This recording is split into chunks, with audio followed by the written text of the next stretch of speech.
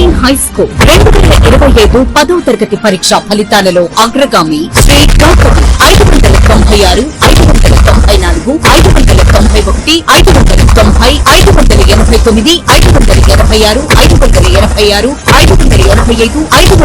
584, 576 వంటి మార్కులతో ప్రభంజనం. 590కి పైగా నలుగురు, 570కి పైగా 15 మంది, 550కి పైగా 33 మంది, 500కు పైగా 70 మంది.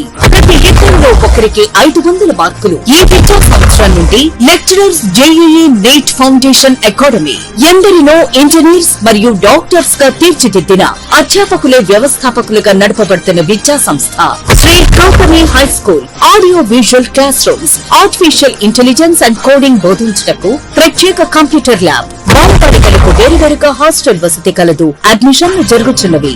Shri Gautami high school, Chirala. Cell number 9247472417, తేరాల 7396344837, Inkollu 8125184043. Welcome to International Delhi Public School, Cherkupalli, a beacon of innovative and excellence-driven education.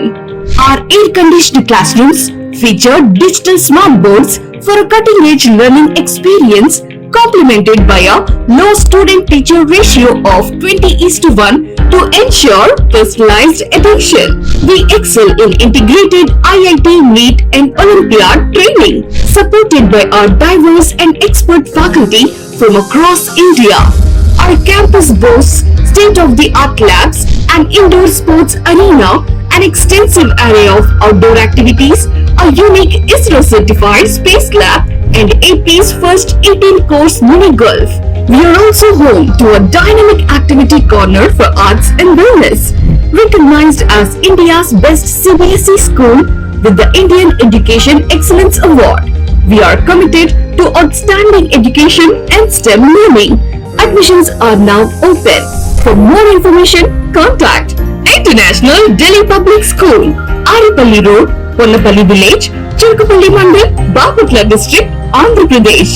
Contact 7702-172-162, 7799-797931, 7799-797932.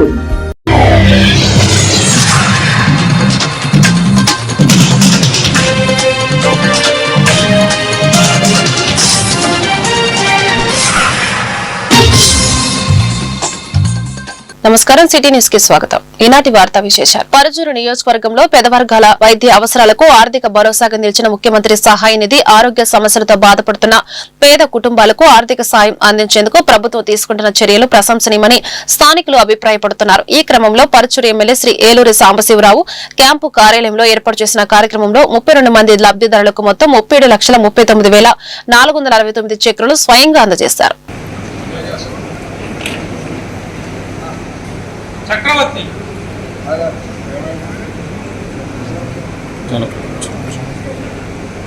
Mustafa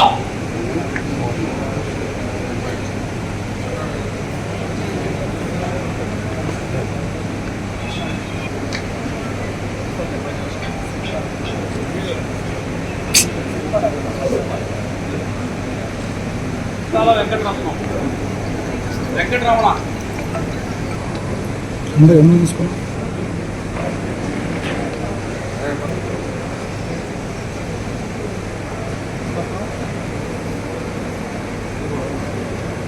Gorantla Haribabu,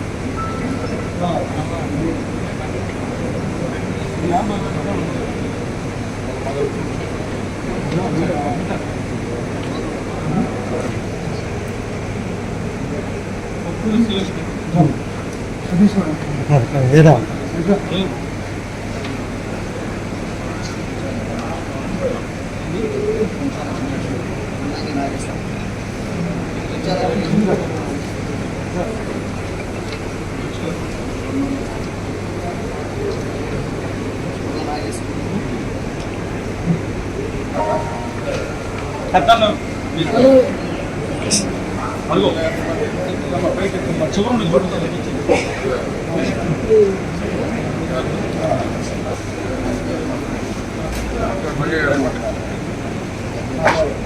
చూడండి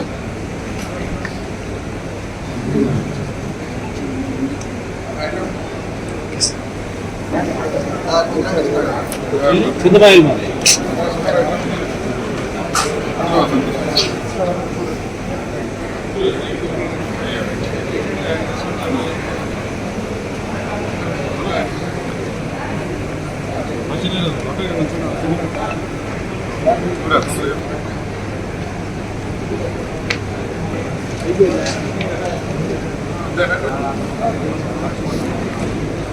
మాటూరు పట్టణంలో లక్కీ హెచ్పీ పెట్రోల్ బంక్ ప్రారంభం జరిగింది. ఈ కార్యక్రమంలో ముఖ్య అతిథిగా పాల్గొన్న పరుచూరు నియోజకవర్గ ఎమ్మెల్యే ఏలూరి సాంబశివరావు ప్రారంభ ఘటనను ముగించి బంక్ ప్రారంభించారు. ఈ సందర్భంగా స్థానిక ప్రజలు పెద్ద ఎత్తున హాజరై ఎమ్మెల్యేకు ఘన స్వాగతం పలికారు.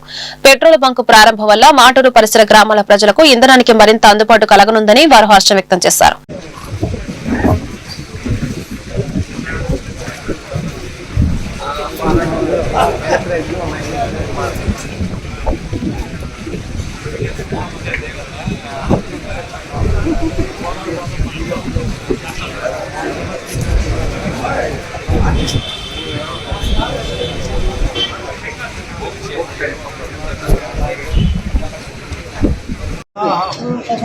మధ్యలో గ్యాప్ కొంచెం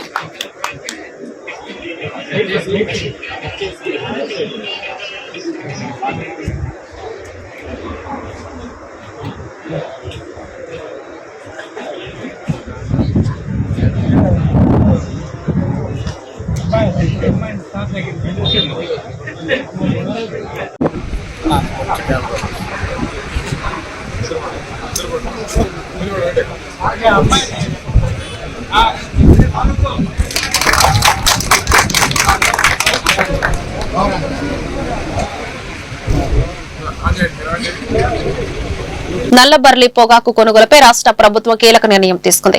రైతులకు అండగా నిలవరనే లక్ష్యంతో 300 కోట్ల నిధులను ముఖ్యమంత్రి నారా చంద్రబాబు నాయుడు కేటాయించారు. ఈ నిర్ణయం నేపథ్యంలో జరిగిన సమీక్ష సమావేశంలో పరుచూరు ఎమ్మెల్యే ఏలూరి సాంబశివరావు, జిల్లా కలెక్టర్ వెంకటమురళి పాల్గొన్నారు. రైతు ప్రయోజనాలే ప్రభుత్వ లక్ష్యమని బర్లీ పొగాకు కొనుగోలును ప్రభుత్వం చేపడుతుందని తెలిపారు.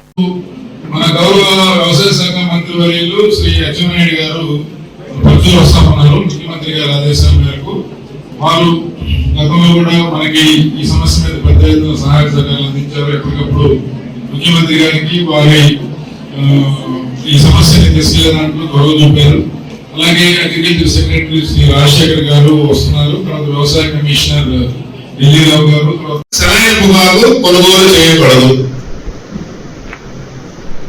అంటే సాధారణంగా ఈ ప్రాంతంలో ఉండే భూముల్లో ఎక్కువ చౌడు శాతం ఉంటాయి కొన్ని భూములు. కానీ ఆకు మీద తెలపదనం వచ్చేసి సలినిటీ షోకేసింగ్ అవుతా ఉంటే అట్లాంటి తీసుకోవాలి. అట్లాంటి పొగాకు మన దగ్గర లేదు, అది ఇబ్బంది లేదు. ప్లాస్టిక్, పేపరు, పక్షి, జంతు మరియు లోహ సంబంధ అన్ని పదార్థాలు లేకుండా చూసుకోవాలి.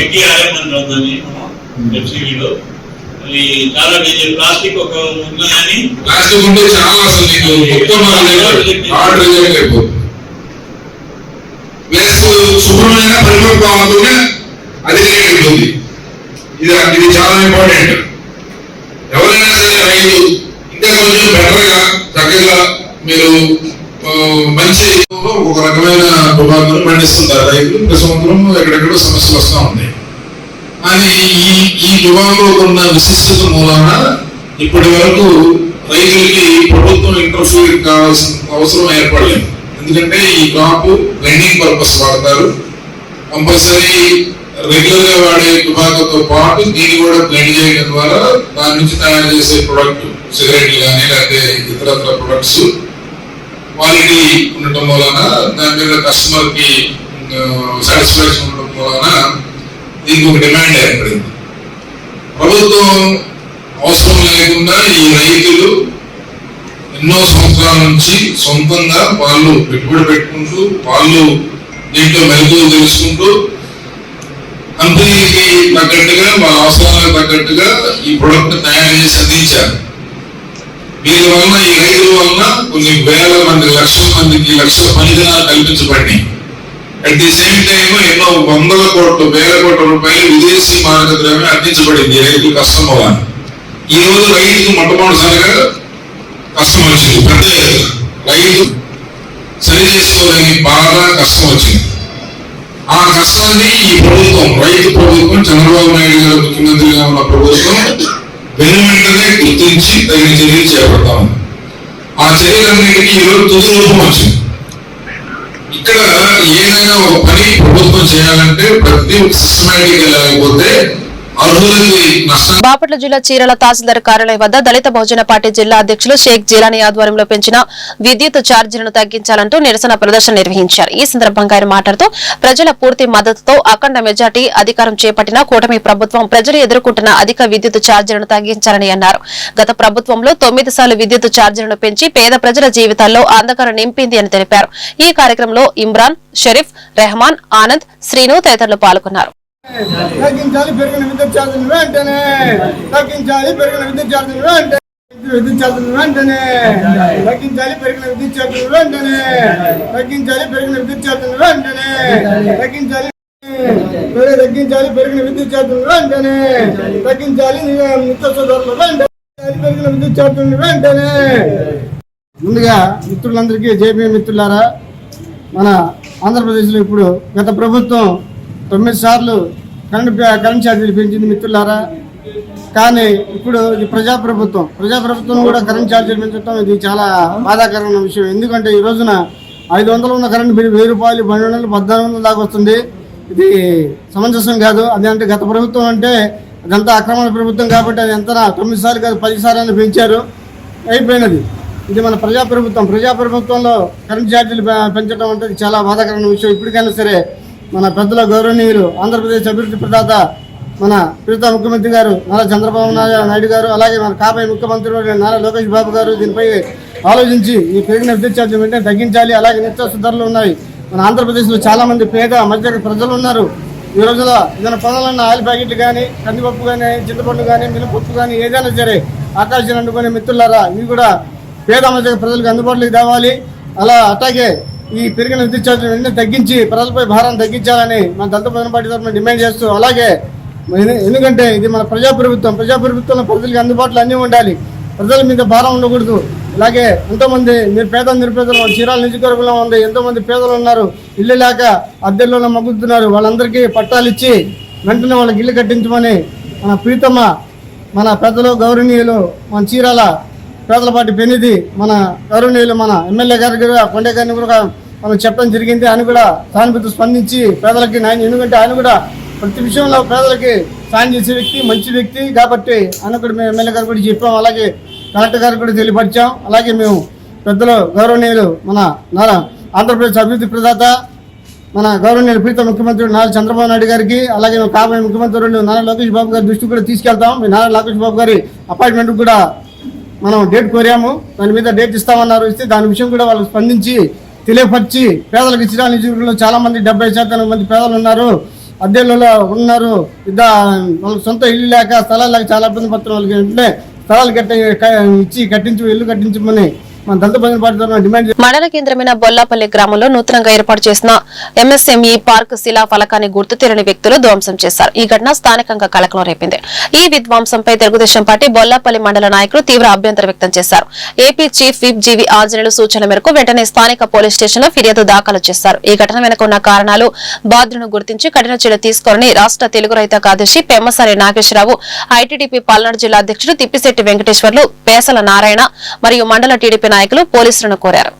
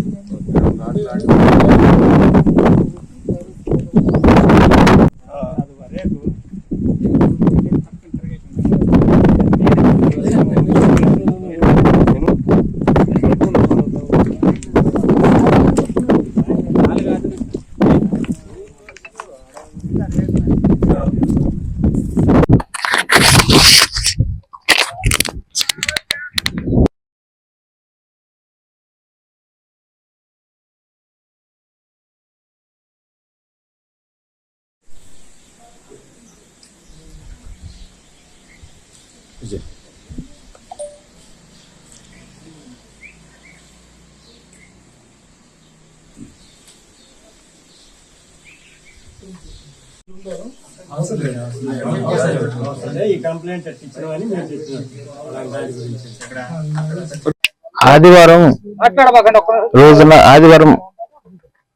రోజున ఎవరో గుర్తు తెలియని వ్యక్తులు బొల్లాపల్లి మండలంలోని ఏపీఐఏసి సంబంధించిన కేటాయించిన 70 ఎకరాలలో ఉన్న శిలాఫలకం ధ్వంసం చేసినారు.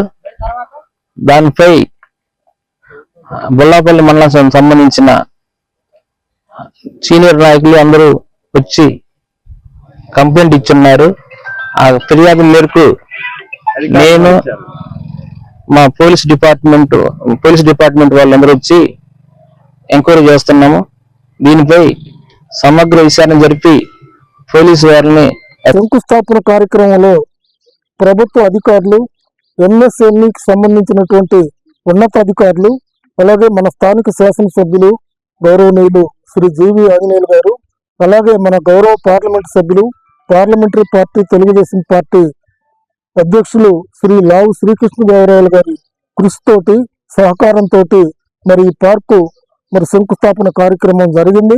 ఆ కార్యక్రమంలో మరి ఎంపీ గారు శ్రీ లావు శ్రీకృష్ణదేవరాయలు కూడా పాల్గొని మన వెనుకబడిన ప్రాంతంలో ఉన్నటువంటి నిరుద్యోగ యువతీ యువకులందరికీ ఈ పార్కు ద్వారా, ఈ పరిశ్రమల ద్వారా కొంతమందికి ఉద్యోగ అవకాశాలు కల్పించాలని ఆలోచనతోటి ఏర్పాటు చేసినటువంటి ఈ కార్యక్రమంలో మరి అందరూ పాల్గొనటం చాలా సంతోషంగా వైఎస్ఆర్ పార్టీ అధ్యక్షుడు జగన్మోహన్ రెడ్డి జరిపిస్తున్నటువంటి అల్లర్లో భాగంగా బొల్లాపల్లి మండల హెడ్ క్వార్టర్లో కూడా ఇటీవల ప్రభుత్వ అధికారులు, గౌరవ శాసనసభ్యులు, ప్రభుత్వ చీఫ్ జీవి ఆంజనేయులు గారి నేతృత్వంలో జరిపినటువంటి శంకుస్థాపన శిలాఫలకం ఎంఎస్ఎంఈ పార్కు 70 ఎకరాల్లో శంకుస్థాపన చేసినటువంటి శిలాఫలకాన్ని వైసీపీ దుండగులు మరి నాశనం చేసినటువంటి పరిస్థితి ఈరోజు మనం చూస్తా ఉన్నాం. ఒక పథకం ప్రకారం గ్రామ స్థాయి నుంచి రాష్ట్ర స్థాయి దాకా అల్లర్లు సృష్టించాలని ఆలోచనతోటి వైఎస్ఆర్ పార్టీ పెద్దలు మరి ఏర్పాటు చేసినటువంటి పథకంలో భాగమే అని చెప్పి మరి అందరం కూడా తెలుసుకోవాల్సిన అవసరం ఉంది. మరి వెనుకబడిన ప్రాంతం బొల్లాపల్లి మండలం దగ్గరికి వెళ్ళి చూసి రావడం జరిగింది. అది కావాలని పెద్ద పెద్ద బండలతోటి గడ్డపారలు ఉపయోగించి దాన్ని కక్షపూరితంగా పగలగొట్టారని మనకు అర్థమవుతా ఉంది. ఇది పగలగొట్టి ఆ రేకు కూడా పక్కన పడేసి దాని మీద ఒక బండతోటి, రాయితోటి వైఎస్ఆర్ అని ఒక గీతలు కూడా రాశారు. ఇది కావాలని చేసిన పనే. ఇది ఇప్పుడు కంప్లైంట్ ఇవ్వడం జరిగింది పోలీస్ స్టేషన్లో. పోలీస్ డిపార్ట్మెంట్ వాళ్ళు దీన్ని ఎంక్వైరీ చేసి దోషుల్ని కఠినంగా శిక్షించాలని తెలుగుదేశం పార్టీ తరఫున బొల్లాపల్లి గ్రామంలో మరి సీఎం చంద్రబాబు గారు ఎంతో ప్రతిష్టాత్మకంగా ప్రతి నియోజకవర్గంలో ఒక పారిశ్రామిక వాడిని ఏర్పాటు చేసి దాంట్లో నిరుపేదలందరికి కూడా ఏదో ఒక ఉపాధి కల్పించి వాళ్ళందరినీ కూడా అభివృద్ధి చేయాలన్న ఉద్దేశంతో అందులో భాగంగా మరి బొల్లాపల్లిలో కూడా ఏర్పాటు చేయడం జరిగింది. అభివృద్ధిని కాంక్షిస్తూ ఇక్కడ ఏర్పాటు చేసిన దాన్ని మరి అభివృద్ధి నిరోధకులు అనుకునే దొంగ ముఠా ఒకటి ఉంది.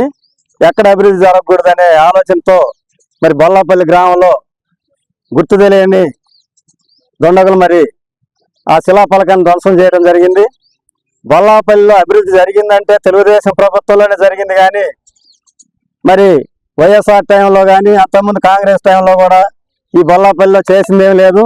చేత అయితే ఈ వార్తలు ఇంతటితో సమాప్తం. నమస్కారం.